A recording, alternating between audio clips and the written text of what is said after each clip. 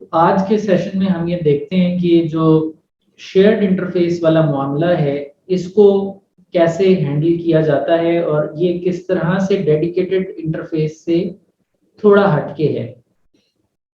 तो एक्चुअली करना अब हमें ये है कि कॉन्टेक्स्ट एडमिन में हमने जहां ईथरनेट 0 और ईथरनेट 1 को ऐड किया था वहां हम कॉन्टेक्स्ट एडमिन में अब ईथरनेट 6 को भी ऐड कर देंगे। कॉन्टेक्स्ट 1 में 2 और 3 ऐड किया था ईथरनेट, तो उसमें अब 6 भी ऐड कर देंगे और इसी तरह कॉन्टेक्स्ट 2 में भी करेंगे। लिहाजा ईथरनेट 6 जो है वो हमारे 3 डिफरेंट कॉन्टेक्स्ट्स के अंदर एक कॉमन मुश्तरका इंटरफेस, शेयर्ड इंटरफेस बन जाएगा।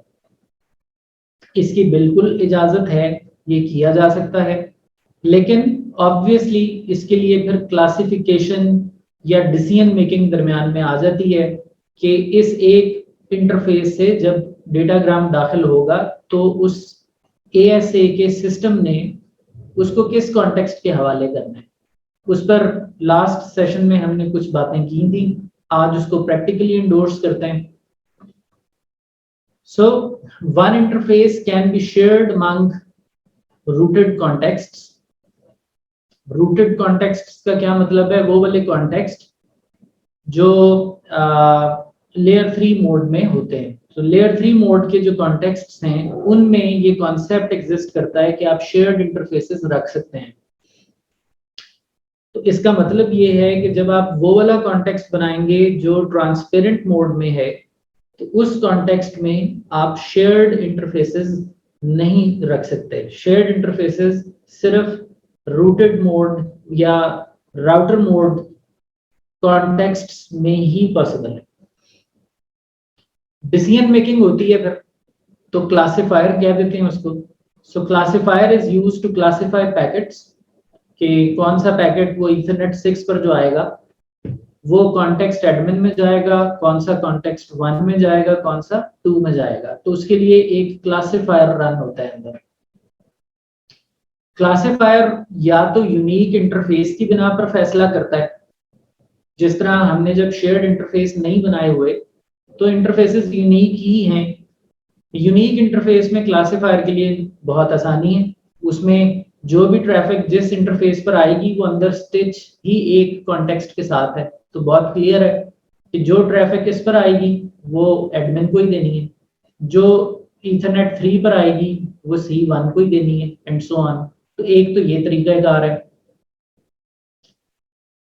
लेकिन जब आप शेयर्ड इंटरफेसेस बना लेते हैं, यानी ये तो तब है जब आपका इंटरफेस डेडिकेटेड है कॉन्टेक्स्ट में, but when you have shared interfaces तो फिर यूनिक मैक पर फैसला होता है या यूनिक आईपी पर फैसला होता है। और ये यूनिक आईपी नेट का भी हो सकता है।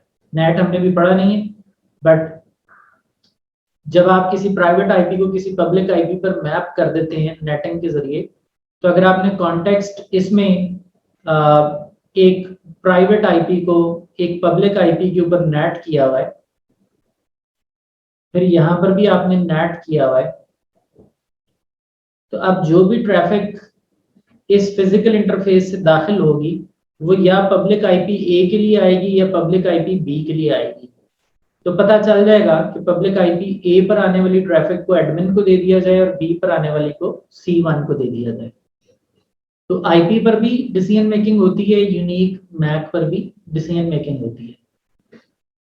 So MAC address of shared interfaces can be assigned manually. आप उस मैक को मैन्युअली भी सेट कर सकते हैं या आप उसको यूजिंग ऑटो फीचर भी सेट कर सकते हैं। यहां आप देखिए शो कॉन्टेक्स्ट की एक आउटपुट जिसमें एडमिन, कॉन्टेक्स्ट 1, कॉन्टेक्स्ट 2 बने हुए हैं और इसके अंदर डेडिकेटेड इंटरफेसेस भी हैं, बट साथ ही साथ एक कॉमन इंटरफेस भी है which is Ethernet 6। So Ethernet 6 is acting as a shared interface among all 3 contexts. इसको अचीव करेंगे हम तो ये वाला डिजाइन फुलफिल हो जाएगा जिसमें Ethernet 6 तीनों कॉन्टेक्स्ट में नजर आ रहा है। और आप देख लीजिए ये सारे के सारे कॉन्टेक्स्ट रूटेड मोड में, सो रूटेड मोड में हैं तो इनके अंदर एक ही इंटरफेस कॉमन किया जा सकता है। इसके बाद मैक एड्रेस मैन्युअली असाइन करें या ऑटोमेटिकली असाइन करा लें, उसके हमारे पास ये कमांड सेट्स अवेलेबल हैं। मैक एड्रेस ऑटो की कमांड दे देंगे तो मैक ऑटो सेट हो जाएगा। एडमिन का ईथरनेट 6 कोई और मैक बन जाएगा। C1 का ईथरनेट 6 कोई और मैक बन जाएगा। C2 का ईथरनेट 6 कोई और मैक बन जाएगा। और ये तमाम मैक A2 प्रीफिक्स से स्टार्ट होंगे, A2 dash and so on. ये वाला हिस्सा इसका सिस्टम के कंट्रोल में है, but it will start from A2 when you set MAC address auto.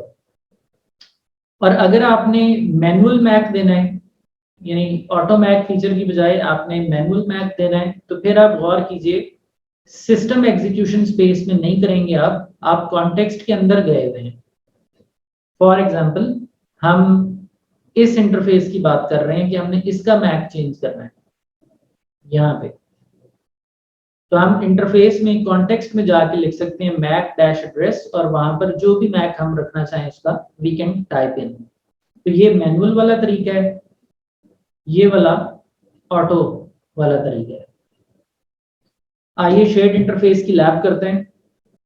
हम कॉन्टेक्स्ट एडमिन में चलते हैं, एलोकेट इंटरफेस ईथरनेट 6, और अब हमने ये भी देख लिया कि हम इंटरफेस को एलियस दे सकते हैं, तो वो उस नाम से कॉन्टेक्स्ट में नजर आएगा। सो C1 में भी आप देख सकते हैं सेम इंटरफेस दे दिया, C2 के अंदर भी सेम इंटरफेस ऐड कर दिया। मैं सिस्टम एग्जीक्यूशन स्पेस में हूं और मैं कहता हूं शो रन कॉन्टेक्स्ट, तो आप देख सकते हैं कि ईथरनेट 6 यकसा तमाम कॉन्टेक्स्ट के अंदर ऐड कर दिया गया है। इसे सेव कर लेते हैं। इसके बाद चेंज टू कॉन्टेक्स्ट एडमिन, इसमें हम इंटरफेस शेयर्ड में चलते हैं क्योंकि अंदर तो वो शेयर्ड के नाम से जाना पहचाना जाएगा। इसको हम कह देते हैं कि name if this is internet, let's say security level इसका 0 है। आईपी एड्रेस इसे दे देते हैं 200.1.1.1। तो ये हमने इनिशियलाइज किया अपने डिजाइन में इस इंटरफेस को, दिस इंटरफेस, और इसको हमने आईपी दे दिया 200.1.1.1 क्योंकि ये सारा 200 का सबनेट है एज पर डिजाइन। इसके बाद हम कहते हैं चेंज टू कॉन्टेक्स्ट सिस्टम। हम सिस्टम में वापस आ गए, डायरेक्ट भी दूसरे में जा सकते थे कॉन्टेक्स्ट में।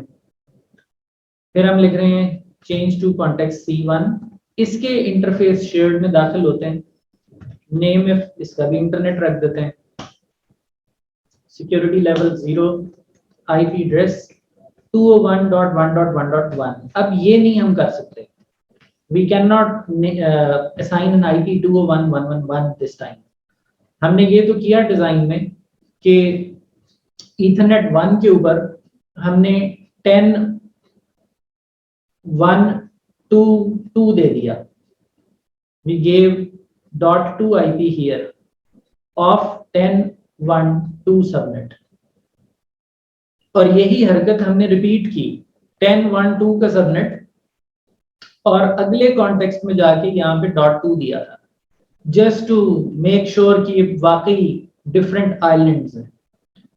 डिफरेंट भी रख सकते थे सबनेट्स, लेकिन बिल्कुल ओवरलैप करना सबनेट्स कॉन्सेप्ट को ज्यादा बेहतर तरीके से एनालाइज करना करा सकता था, तो इसलिए हमने सेम सबनेट्स रखे। बट अब मैं ये नहीं कर सकता कि शेयर्ड इंटरफेस में अगर मैंने 200.1.1.1 यहाँ दे दिया है तो मैं इधर भी आके 200.1.1.1 दे दूं। ये कॉन्फ्लिक्ट कर जाएगा because they are in the same domain now, एक ही ब्रॉडकास्ट डोमेन है। मुझे यहाँ डिफरेंट आईपी देना है 201.1.1.2 यानी। So let's change this IP. We do not want to have a conflict.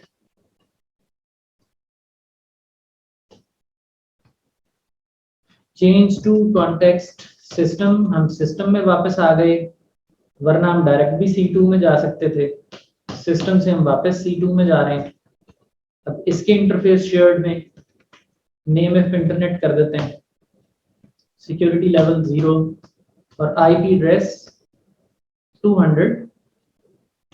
Okay, we have made a mistake here, ये 201 नहीं है, it should be 200.11 का subnet. so let me fix this again।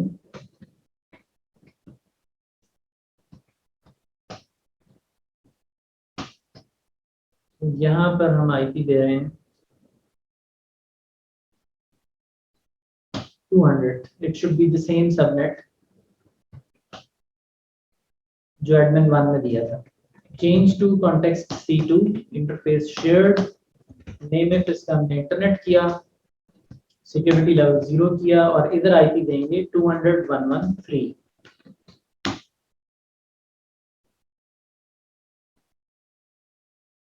Okay जी, so we are done.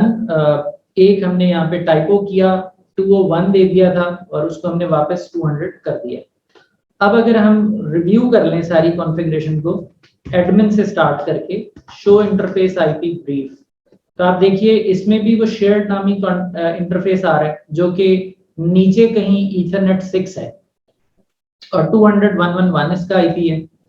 और अब मैं कहता हूँ शो इंटरफेस शेयर्ड, मैं शेयर्ड इंटरफेस को देख रहा हूँ कि इसका क्या स्टेटस है, तो इसमें मुझे इसका मैक भी नजर आ रहा है। अब हम करते हैं चेंज टू कॉन्टेक्स्ट और हम चलते हैं C1 में, शो इंटरफेस आईपी ब्रीफ।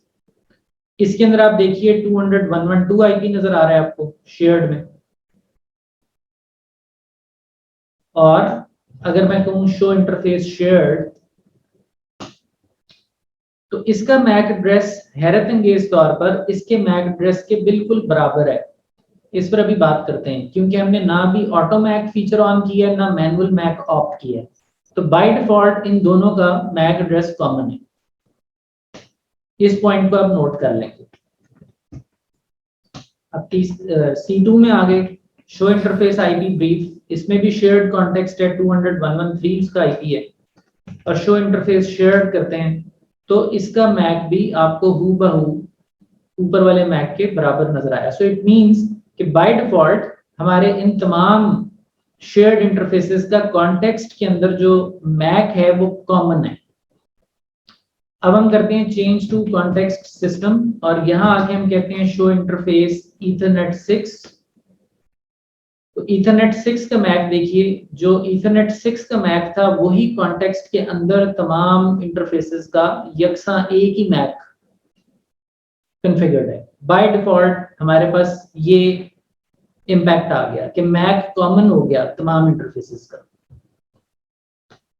अच्छा जी, इसके बाद अब हम क्या कर रहे हैं कि बाहर हमने ईथरनेट 6 के लिए एक इंटरफेस प्रोविजन करना है इंटरनेट का, और उसका जो आईपी है चलिए वो 200 के ही सबनेट में रखते हुए हम 200.116 कर देंगे। So from all these three contexts, we will try to ping this default gateway of internet, which is 200.116, and we can also ping from context to the other context. तो पिंग कर रहे हैं 200.111, रिप्लाई आ गया 200.112, reply आ गया 200.113, reply आ गया 200.116, reply आ गया। ये हम खुद हैं। अगर हम कॉन्टेक्स्ट एडमिन में जाके इंटरफेस शेयर्ड को शट डाउन कर देते हैं, हमने ये इंटरफेस बंद कर दिया, अब हम यहां से 1 को पिंग करते हैं तो रिप्लाई नहीं आ रहा। So that is an evidence कि वाकई यहां से जब हम पिंग कर रहे हैं तो यहाँ ईथरनेट 6 के अंदर से हमारी ट्रैफिक क्लासिफाई हो गए इस कॉन्टेक्स्ट वाले 200.111 को ही जा रही है। इसको नो शट करके वापस लाते हैं और फिर पिंग करते हैं। We are able to receive reply. Interestingly, show ARP की आउटपुट देखिए,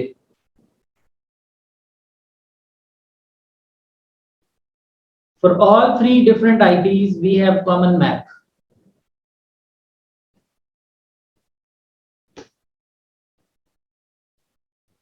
ये कोई अचंभे की बात नहीं है। आप एक ही विंडोज के लैन कार्ड को 3 IPs दे दें और आप उन तीनों IPs को पिंग करें बार बार, तो आपको एक ही मैक लर्न होगा और आपको तीनों डिफरेंट IPs से रिप्लाई भी आएगा। वो विंडोज किस तरह डिस्टिंग्विश कर लेती है एक ही मैक पर आने वाली 3 डिफरेंट तरह की ट्रैफिक को। जाहिर है मैक के पॉइंट ऑफ व्यू से वो एक ही डेस्टिनेशन पर नॉक कर रहे हैं बार बार, लेकिन लेयर 3 जब हेडर प्रोसेस होता है तो उसमें IP तो अलग अलग है ना, वहां से पता लग जाता है कि कौन सा 201.111 पर आया, कौन सा 2 पे आया, कौन सा 3 पे आया।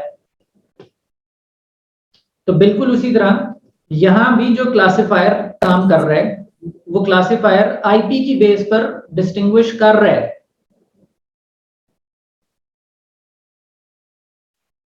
तो इधर का जो क्लासिफायर रन हो रहा है वो IP की यूनिकनेस की बेस पर डिसाइड कर पा रहा है कि कौन सा पैकेट जब यहां से आता है उसको मैंने एडमिन में भेजना है, किसको हमने C1 में भेजना है, कौन सा C2 में भेजना है।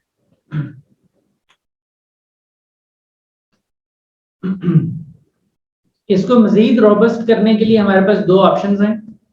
हम ऑटो मैक यूज कर सकते हैं। अगर आप कॉन्टेक्स्ट एडमिन में आके 200.111 को पिंग करते हैं तो ये आपने अपने ही शेयर्ड को पिंग किया। 2 को पिंग करते हैं तो ये आपने साथ वाले कॉन्टेक्स्ट को पिंग किया। 3 को पिंग करते हैं तो आपने C2 को यानी उससे अगले कॉन्टेक्स्ट को पिंग किया। सो ये कॉन्टेक्स्ट से कॉन्टेक्स्ट में कम्युनिकेशन शुरू हो गई है। इंटर कॉन्टेक्स्ट कम्युनिकेशन अब पॉसिबल है।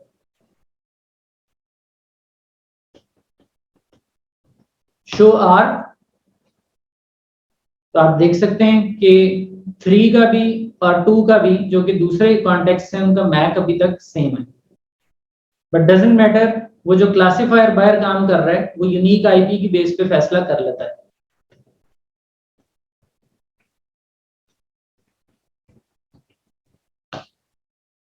अच्छा जी, अब हमारे पास 2 तरीके थे। एक था हमारे पास मैन्युअली मैक देने का और एक था ऑटो फीचर का। जो ऑटो फीचर है वो आपको पता है हम अपने सिस्टम एग्जीक्यूशन स्पेस में दिया करते हैं। MAC address auto, we are in system execution space.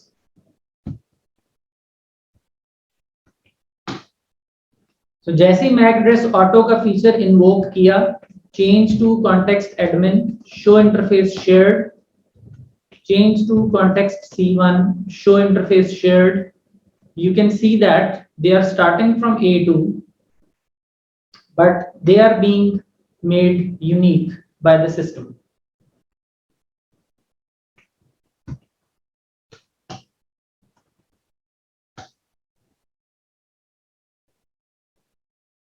So all Macs are now unique.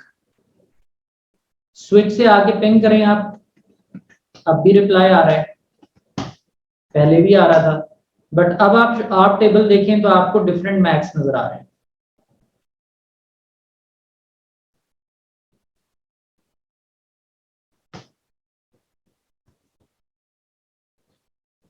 इसके बाद हम कॉन्टेक्स्ट एडमिन में चलते हैं, इंटरफेस शेयर्ड में चलते हैं और इसका हम मैक एड्रेस स्टैटिक दे देते हैं।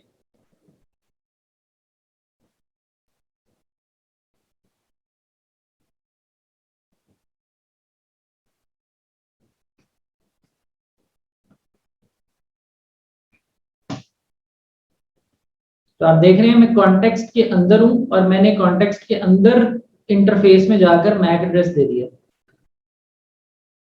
अब हम स्विच 1 से आगे पिंग करते हैं 200.111 को, रिप्लाई अब भी आ रहा है। शो आर, आप देख सकते हैं उसका मैक बदल गया है। हालांकि ऑटो मैक चल रहा है ओवरऑल सिस्टम में, लेकिन जब आप किसी इंटरफेस पर मैनुअल मैक दे देते हैं तो वो प्रेफरेंस ले जाता है, फिर ऑटो का इतलाक उस पर नहीं होता। So I hope you understand shared interfaces in contexts.